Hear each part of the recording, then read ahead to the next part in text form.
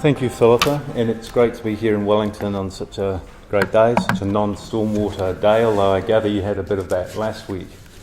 So, as Philippa mentioned, the work we're doing is part of the Resilient Urban Futures program, and I'll be talking about ways of assessing how stormwater management can contribute to the resilience of our cities. Following my talk, Chris will be moving on to talk about how the environmental benefits of stormwater management can be viewed through indicators of social wellbeing. So my talk falls into two parts. I'll begin by giving some context about the research, and that's the development of the decision support system that Philippa mentioned, and the purpose of that is to help assess the impacts of stormwater on urban freshwater and coastal water bodies. I'll then move on to talk about our interest in resilience. So what do we mean by resilience?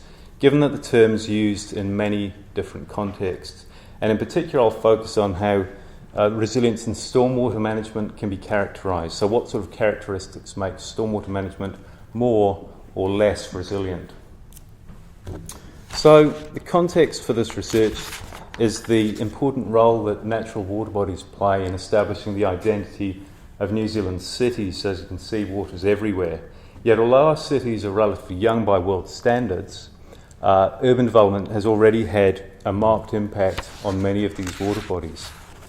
So just to go over stormwater and the sorts of effects it has when we build cities, we cover areas that were formerly vegetated with hard impervious surfaces, roads, areas of concrete, that sort of thing, roofs. And over time, contaminants such as heavy metals, in particular zinc and copper, are emitted from vehicles and from other sources, and they build up on these surfaces. When it rains, these contaminants get washed into the stormwater system and will quickly find their way into the nearest urban stream.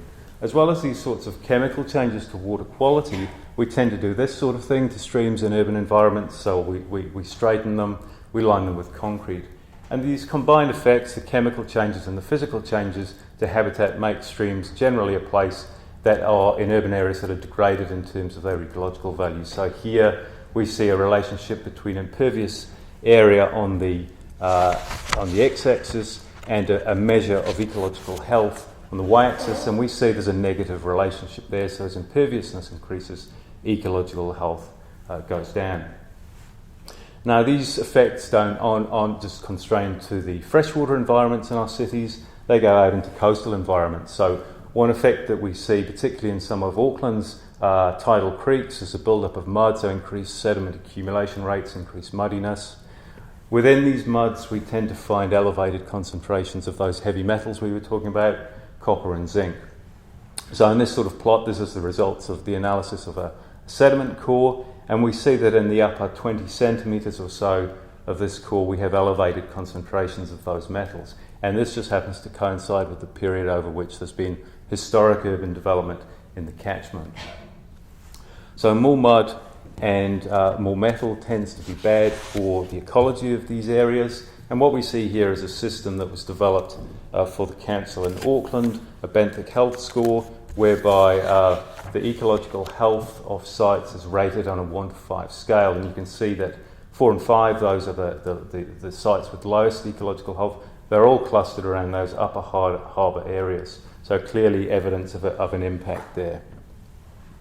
So these sorts of environmental changes are also of consequence for the ecosystem services provided by our urban water bodies. So what do we mean by ecosystem services? Well, put simply, these are the benefits that people obtain from ecosystems. And they include a whole range of things that are termed regulating services. These are things such as maintaining the water quality of an environment. Then there are provisioning services, so that's providing for fishing opportunities, for shellfish collection. And then there's a range of cultural ecosystem services, and these are services related with the provision of amenity and recreation. So this brings us to our research, and what we're trying to do here is develop a decision support tool which will help in urban planning and stormwater management processes by allowing the effects of alternative development scenarios to be examined in terms of how they impact on the provision of ecosystem services. And the system reports indicators using a 4 wellbeing framework, so environmental, economic, social and cultural. And we think of these as 4 different lenses, each giving a perspective on the outcomes of urban development. So a significant new area of research for us is to investigate whether we can extend this 4 wellbeing framework to include indicators that provide for an assessment of resilience. And this is of interest because some of the key questions for the management of urban water bodies include those such as, can we avoid future impacts on water bodies that are currently in a relatively good condition? And then, how do we go about restoring or rehabilitating water bodies that have been impacted by historic urban development? Is it even possible to do that?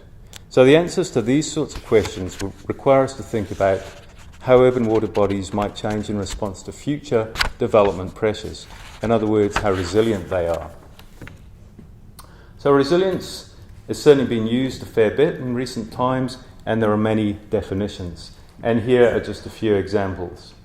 The resilience that we're interested in is really has its origins in this ecological definition of resilience at the bottom. So Buzz Holling, working in the early 70s, defined ecological resilience as a measure of the ability of ecosystems to absorb changes of state variables, driving variables and parameters and still persist. So the key words there are absorb changes and still persist. So in this definition there's a notion of gradual change rather than sudden abrupt changes, which are really the sorts of concepts that underlie some of those other definitions, disaster resilience in particular. So this ecological definition of resilience has been the foundation of an associated field of inquiry into the resilience of what are termed social-ecological systems. And this approach integrates ecosystems and society into a single complex system. Now, within these systems, the provision of ecosystem services is conceptualized as existing in one of several states or regimes, and the changes between these regimes can be non-linear and abrupt, as shown in this illustration. So what we have here is contaminant accumulation in an urban water body increasing along the x-axis, and the level of ecosystem services measured along the y-axis there. So if we're looking at regime A to start with, as we increase contaminant accumulation, there's a gradual decline in the provision of ecosystem services until we reach some critical point, the threshold. You may like to think of this as a tipping point. Beyond that point, the system jumps to a new regime, regime B, where with a continued increase in the level of contaminant accumulation, we see really quite a massive decline in the provision of ecosystem services. And one of the key points of these sorts of concepts is that once you're down in that new regime, it may not be possible to return to regime A, to where you started. So the more resilient a system is, the more able it is to absorb gradual chronic changes in stresses, allowing it to continue to deliver ecosystem services at the same or at a similar level as urban development progresses. So if we consider a city and its adjacent water bodies as a social ecological system, there are various characteristics of that which will contribute to its resilience in terms of its ability to provide ecosystem services. So firstly, there's the resilience of natural elements of the system. That's the water bodies themselves which provide the services. And then there is resilience associated with the way in which stormwater is managed. And there are both technical and social aspects to this. So by technical aspects, we're talking about the built environment, the physical infrastructure that makes up the stormwater management systems. By the social aspects, we mean the planning and the management of urban development and stormwater. Who is involved in this and how is it approached? So our research is investigating how we can assess resilience based on differences in these natural, technical and social characteristics. This then provides us with a basis for developing indicators that we can build into the decision support system. So for the rest of my talk, I'll be focusing on the technical and social characteristics of stormwater management that influence resilience. And then in his talk, Chris will be presenting complementary research to develop methods that link to the resilience of the natural parts of the system. So There's a lot of literature around resilience, and if you read some of it, you'll see these sorts of terms. And these apply to a whole wide range of fields that resilience is relevant to. For the remainder of my presentation, I'll be talking you through some of these concepts, pulling out the ones which appear to be most useful for assessing resilience in the stormwater management context. So I'll begin by talking some of those that relate to technical aspects of stormwater management, and then I'll move on to some of those social aspects. So I'll begin with the term multifunctionality, which we define here as multiple functions that support a range of ecosystem services. So if we take an example of a stormwater wetlands are widely used in stormwater management, and these provide a good example of multifunctionality. They provide regulating services, in fact that's their primary purpose. So they provide for contaminant control, and they can provide for flow control, benefiting downstream water environments. But they also provide habitat services in situ, so provide a habitat for waterfowl, for fish, and they provide for cultural ecosystem service provision for amenity and recreation, not necessarily in the water itself, but often in the surrounding landscape. Modularity is another key term that you'll see in the resilience literature, and here this means a system that's comprised of multiple repeated subsystems, each of which performs a similar function. And the idea here is to spread risk by containing potential failure to individual elements of the system as a whole. So we've got an example here of a rain garden. Rain garden is a type of stormwater management device that provides both contaminant management and flow management. It acts as a big filter essentially, and what we see here up in one of the newly developed areas of Auckland's waterfront, rain gardens are used here to treat runoff from roads and footpaths, and as we see here there's a whole row of these disappearing off into the distance, so each of these is performing a small part of the overall function of that system.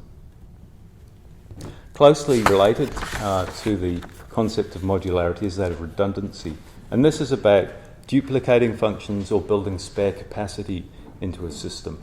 And the idea is that it takes account of uncertainty, for instance, in terms of population growth, rainfall regimes related to climate change, or planning provisions. And all of these, or all of them in combination or any one on its own, can create uncertainty for stormwater managers in terms of how do they know how to provide sufficient treatment capacity or runoff control in the future. So redundancy might be incorporated directly into the design of infrastructure in terms of how pipes are sized or how a wetland is sized, but also it might mean using an incremental strategy in stormwater management and development, such as setting aside land for future additional infrastructure development as part of a greenfield development. Finally, in terms of technical aspects that contribute to resilience, diversity. So this, in the sense of stormwater management, we're talking about a system that may contain a range of elements, each of which is capable of performing essentially the same function, but each of which performs under a different range of conditions. So the aim here is to ensure that the system's able to respond to future shocks or gradual changes. For instance, different stormwater treatment devices might perform better under different climatic conditions. So as climate changes, we're still providing the overall functionality of the system to deliver the treatment that's required. And this contrasts with a one-size-fits-all approach. So an example in stormwater management is the use of treatment trains that might combine the sorts of devices we've already seen, rain gardens, wetlands, and other devices, each of which in sequence provides part of the overall function, and which, if there was a change in the environmental conditions around that system, could continue to deliver that function on into the future. So those are a number of those technical characteristics of relevance for stormwater management. I'll now very briefly talk about some social aspects. And the first of these relates to institutions and governance of stormwater management. So several authors have indicated that an overlap in governance is helpful for building resilience, meaning that different institutions can essentially perform similar functions rather than it all eggs being in one basket. And one particular author has described these as messy institutions. I don't know if they're messy down here, but certainly I can think of a few examples in Auckland that are. If we move on to another key aspect in terms of social characteristics, these are around the concepts of social capital, social networks, and community engagement. So trust, strong networks, and leadership have been seen as important for building resilience. And it's not just the networks themselves that are important, but the people that are part of them. So community engagement and participation have seen to be key in the success of urban sustainability projects that help to build resilience. So these sorts of characteristics, social networks, the way institutions work, are all come together in promoting an adaptive approach to planning, design and management. So these sorts of approaches help to build resilience through incorporating an ability to learn, to innovate, and it's all about being flexible when dealing with uncertainty. So bringing this all back to our research and the development of the decision support system, what we've done here is looked at a range of characteristics that are relevant for assessing resilience in stormwater management. And the challenge for us really is to build from these concepts to develop indicators that we can use in the decision support system. Our aim then is to be able to contrast different urban development and stormwater management scenarios in a way which allows us to say, well, this approach better promotes resilience than that one. So I'll just wrap up before we move on to Chris's talk. So in summary, we've seen that urban development has impacts on the delivery of ecosystem services. We've seen that in our decision support system, we're representing these effects through a full wellbeing framework of indicators, and we're now moving into the development of a fifth set of indicators, those associated with resilience. And the motivation here is around wanting to look at how future pressures may impact on the continued delivery of ecosystem services on into the future. And we've seen that resilience is influenced by both technical and social characteristics of stormwater management. And you'll probably recall from earlier I mentioned there was a third set of characteristics which were relevant for resilience, and that's around the natural characteristics of the water body itself. And as Chris moves into his presentation, he'll be moving into that ground. So thank you, and we'll hand over to Chris.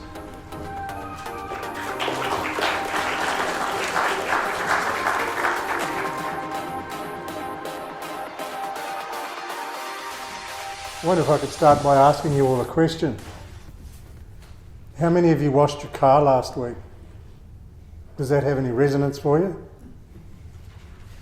Yeah, I got one here. Anybody else? Yeah, okay. It's kind of tied in with what we're going to talk about. It was at the car wash. It was at the car wash, yeah, okay. So when we're talking about institutions and the development of specialised institutions, there are commercial opportunities as well as the other engineering and policy options.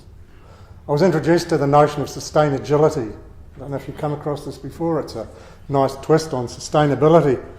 And there's a guy, Patrick Dixon, who suggests there's something like 35 trillion worldwide in commercial opportunities around this notion of sustainability, and car washes are a perfect example of the kind of response that we might have and ways of developing challenges to building resilience.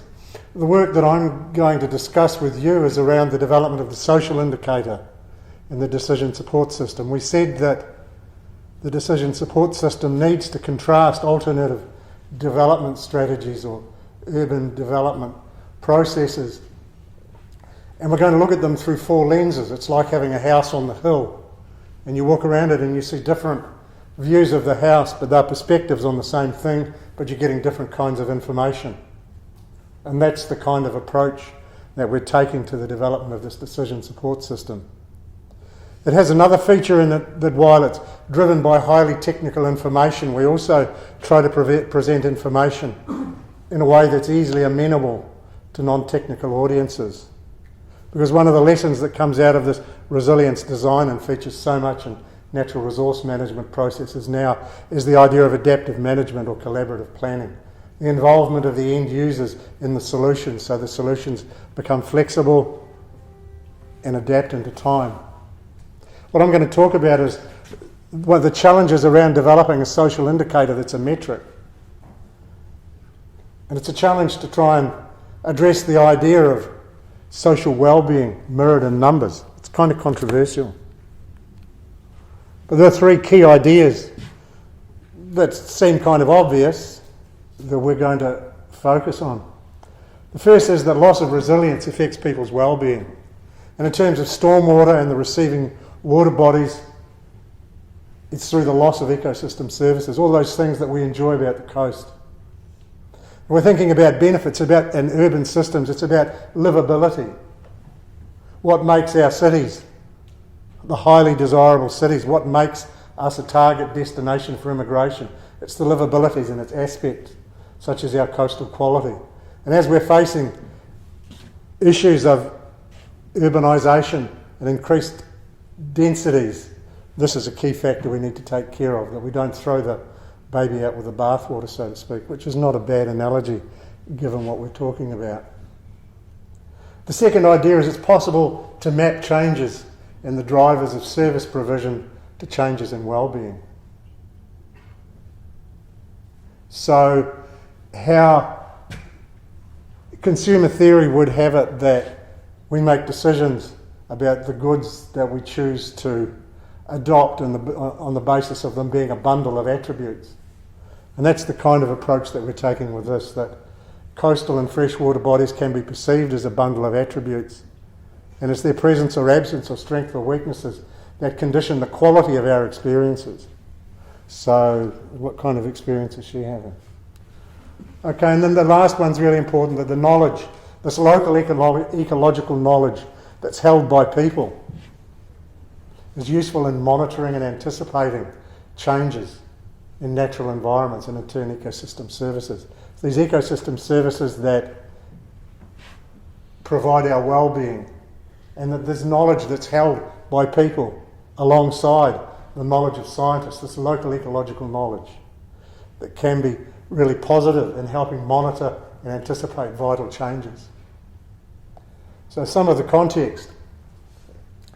When it rains in towns and cities, now Jonathan had some Auckland-centric photographs and his message there was about impervious surfaces. And you can coin this whole problem as a common pool problem that's driven by the creation of impervious surfaces, of a limited capacity of natural environments to absorb the two aspects of the common pool problem, the quantity problem, the flooding, and the quality problem, the contaminants that are contained in the flows. Here it's weather for ducks, and it not only impacts your experiences at the cricket and your commuting experiences, but as Jonathan said, some of Jonathan's slides suggested, it also has some consequences downstream.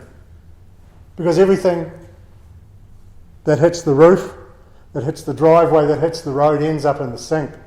And that's why I asked the question about washing your car and why maybe doing it on the lawn as a water-sensitive design reduction at source is not a bad strategy.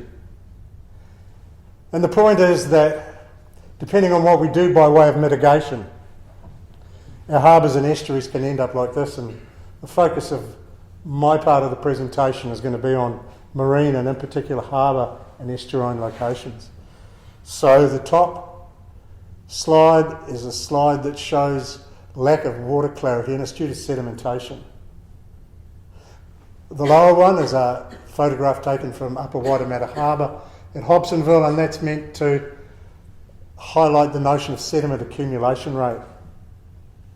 In this story, sediment is one of the big villains, and along with it, it carries heavy metal salts, heavy metal ions. And that in turn has consequences for marine ecology. The point of this slide is a progression from left to right. We have a healthy system that's got an abundance in numbers and an abundance in species. And as it degrades from a healthy through a compromised to a degraded system, we see we've got far lesser numbers and far lower diversity of species. And that in turn has consequences for these things that make our lives livable in our towns and cities.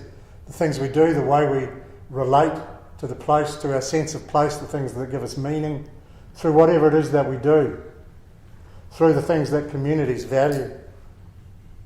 And it's that notion of the freedom and capacities to do the things that people value, that we pursue as a working definition of wellbeing. So there are three stormwater affected variables that link the social and biophysical worlds in the system that I'm talking about, and they're water clarity, underfoot conditions, and ecosystem health.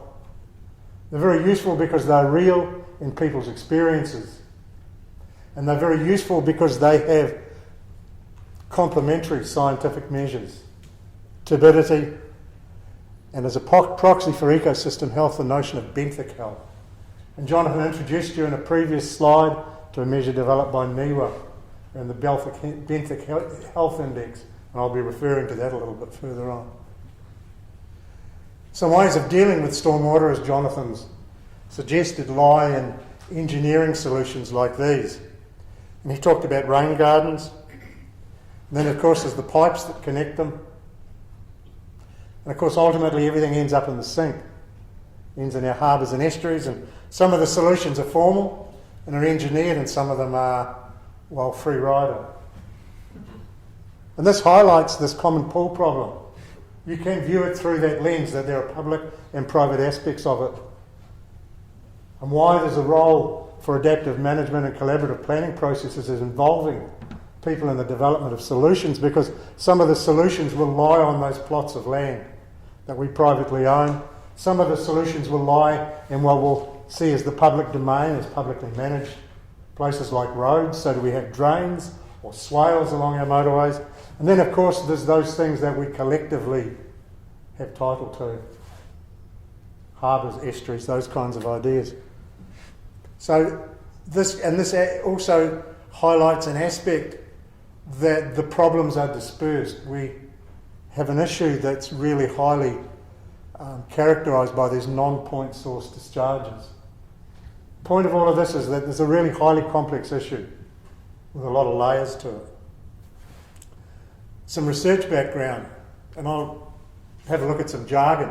So social wellbeing we're seeing in terms of the capacity of communities to undertake the things that they value. And so the challenge is, how do we create a metric around that? How can we map the changes in harbours and estuaries to changes in wellbeing? We've also talked about this notion of ecosystem services. This is something that's grown in the popular discourse in the last 10 years, ecosystem services. A lot of it's around the idea that we can't value nature, but maybe we can value the stream of goods and services that comes from it. I don't know how you feel about it. Some people think it's a nice idea, and other people think that it degrades our relationship with nature to suggest that nature is subservient to human beings. And this has some implications for Māori. The last one is this notion of thresholds of potential concern.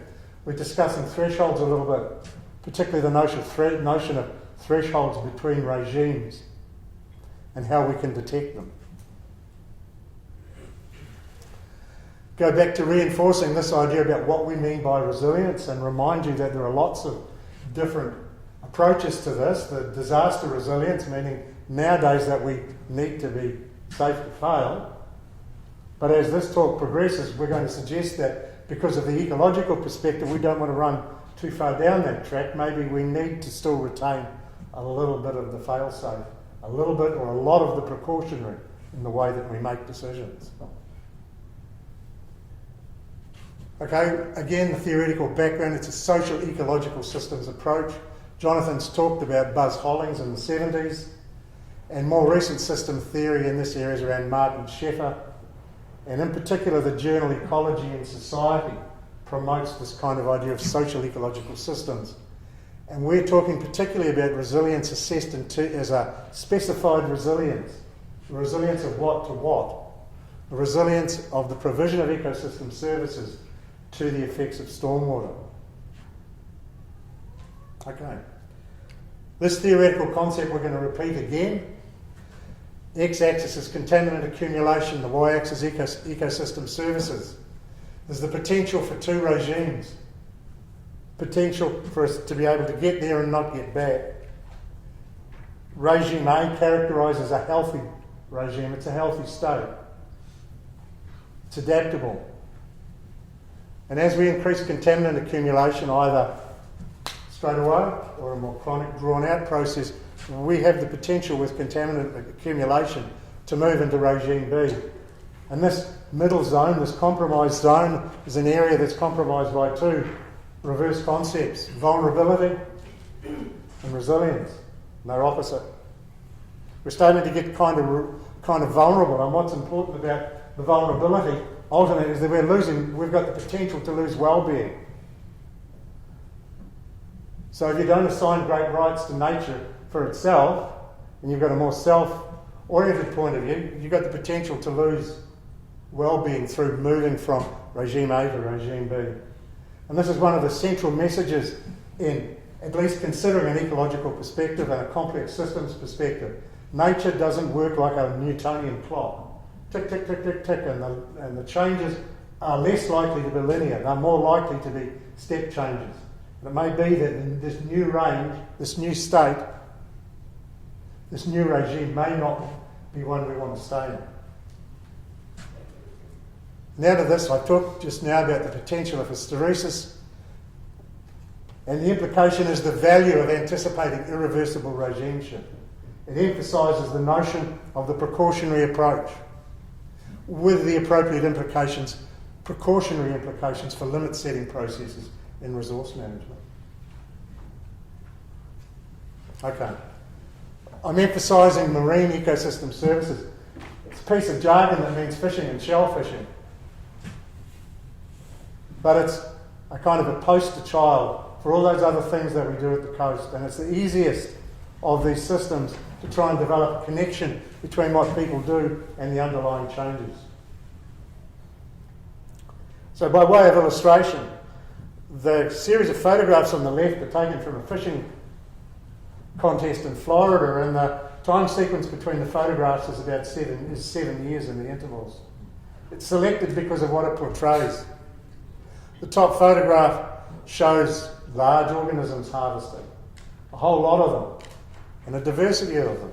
And over the period of time as we come down, we can see that the organisms get smaller, the diversity gets less, and by the time we get to the end,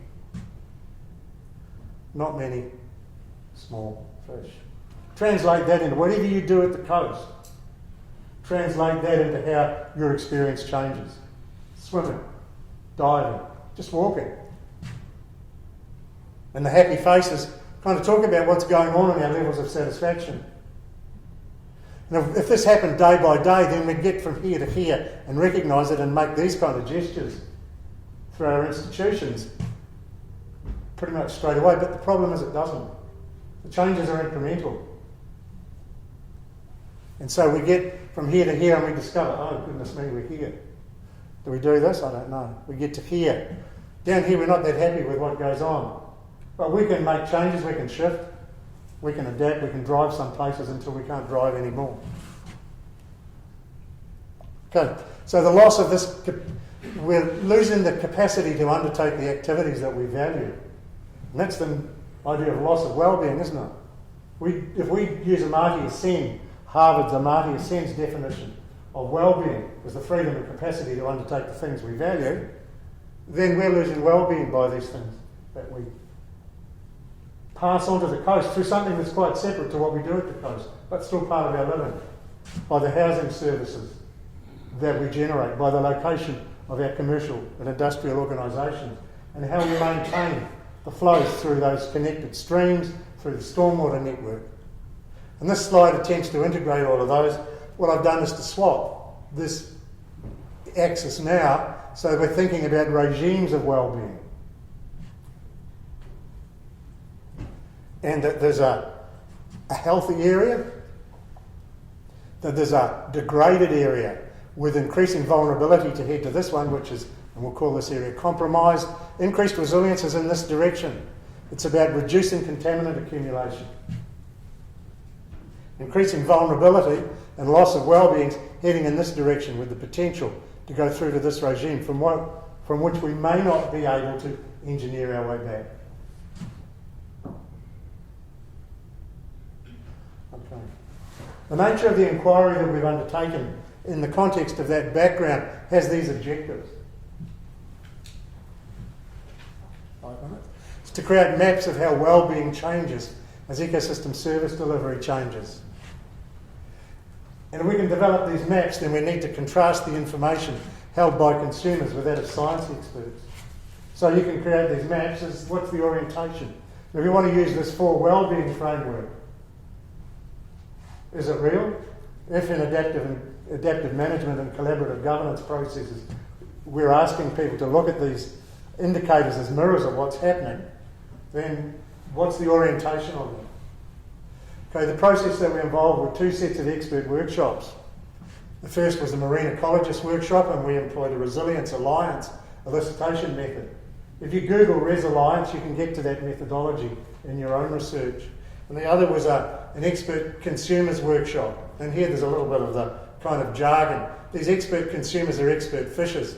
There's also grown over time an interchangeability of language that's used. The most recent one that I've come across in the economics literature is experience preference, which is kind of a jargon for experience utility, which is about satisfaction.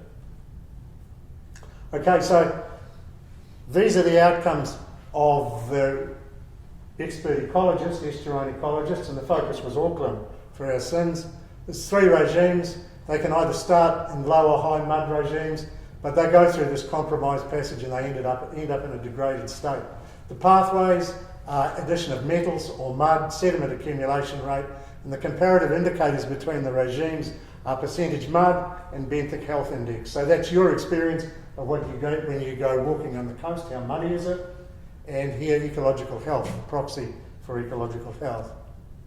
And they correspond to our conceptual framework through a healthy regime, a compromised regime, a degraded regime, and these are the pathways of contaminants and contaminant accumulation. What came out of that workshop? Well, come back. The ecologists suggested that underfoot conditions characterised by percentage mud of 10 to 20% and a benthic health index score, which ranges on a scale of 3 to 5, of the order of 3 to 4, and that the transition to this from the compromised to the degraded regime was a percentage mud score of around 60 to 80%. Slide presents some background information on the expert fishers workshop. In particular, the way we selected experts was through a recreation specialisation process. There's no point in us going to a census-based participants.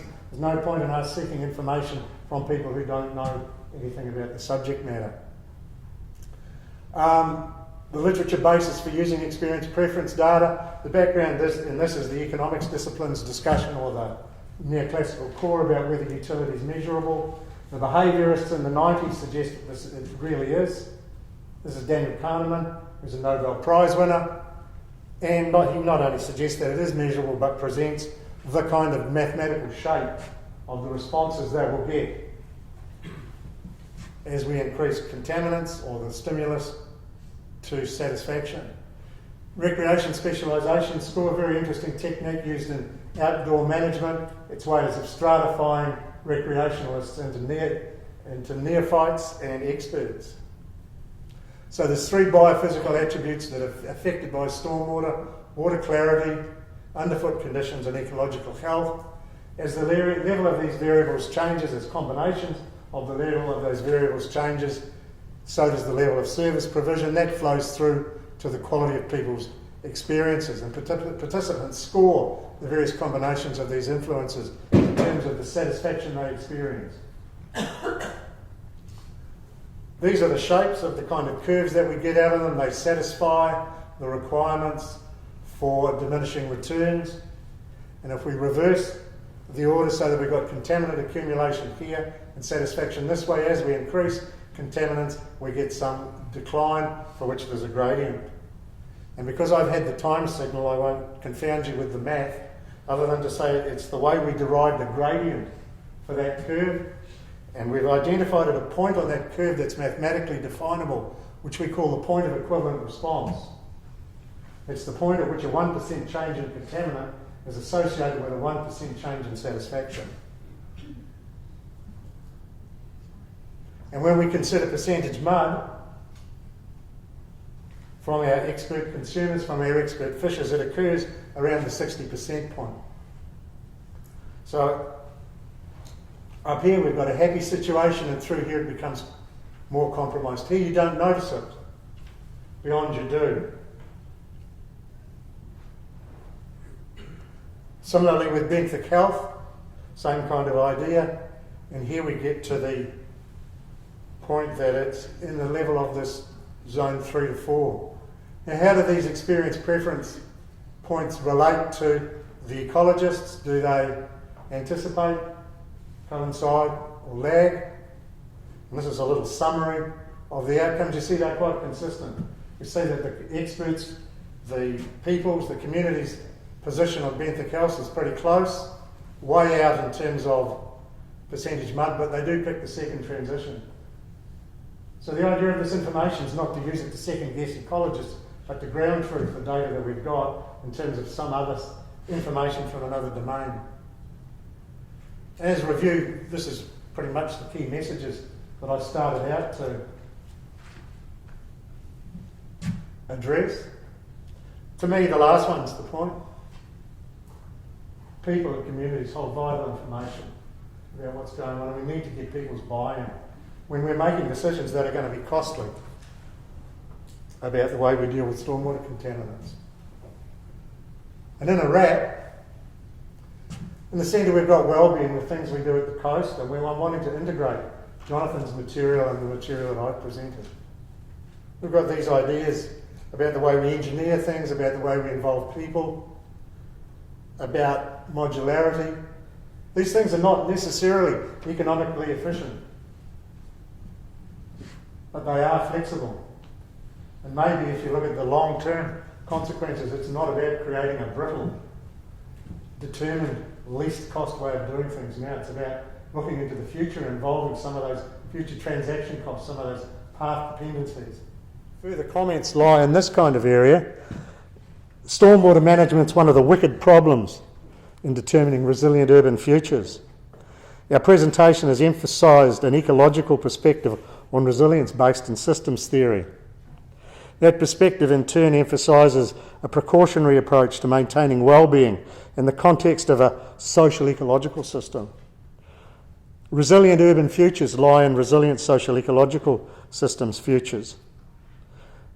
So in the context of nature-sensitive design, in this case, water-sensitive design, we advocate the idea that this nature-sensitive design is an essential core in creating resilient social-ecological futures and in turn resilient urban futures.